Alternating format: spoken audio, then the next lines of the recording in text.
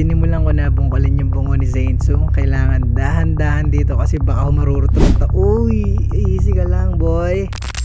So for today mga Lodi, continuation tayo ng Encloscaping series at ang gigibay nating enclosure kay Zainzu. Alam nyo na, lumalaki na yung OBT natin, mas mahirap na to ilipat kapag lumaki na siya tas nasa medyo maliit na enclosure. So dahan-dahan ko muna inaangat ng bungo para makita ko lang kung saan siya nakapwesto kasi wala talaga ako idea kung nasan siya eh. Tapos nung naspatan ko na siya, tinatry ko siya palabasin kaso mukhang malabong lumabas siya dito. Kaya binaliktad ko na lang din yung bungo tapos ipupwesto ko lang sana ng maayos kasi sumasabit dun sa kahoy eh. Kaso kada galaw talaga nagbabadya mag-bolt o marurot. Dalawang kamay pa namang gamit ko pang ayos.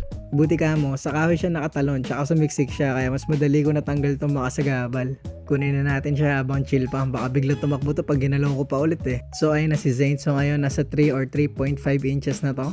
Bilis lumaki, isang taon pa lang to sa atin eh. So dito ko siya ililipat sa dating enclosure ni Obanai, yung chroma natin. Mas bagay kasi siya dito eh, custom to pang semi-arboreal talaga eh. So alam niyo na siguro gamit nating substrate, syempre forest bed, yan yung tira dun sa 5 kilo. Pinupwesto ko lang ng pataas para mas malawak tignan. Next natin ilalagay ang bungo, syempre hindi ko tatanggalin yan, trademark ni Zainzu yan eh. Kaso hindi ko mapantay eh, wait lang ah, lagyan muna natin ang kalang sa kabila bago natin ikabit ulit yung bungo. Ayan, pwede na yan. Next, papatungan ko ng topsoil yung forest bed. Syempre, by Pets Coco friend pa din yan. Gusto ko lang eterno yung kulay ng substrate dun sa bungo at sa mga driftwood para mas okay tignan. Feeling ko lang. Tapos add tayo ng mga konting driftwood pa.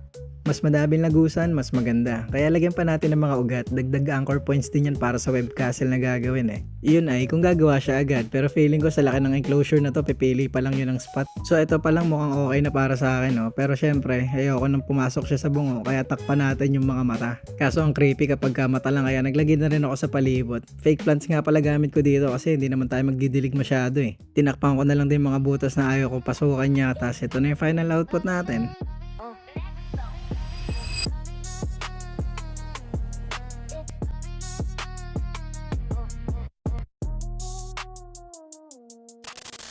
So yun lang naman, basic enclosure lang para kay Zainzu. So lagyan na natin siya. Sobrang chill na ito, ayaw na gumalaw, gusto pa bubuhatin siya eh. O diyan ka na.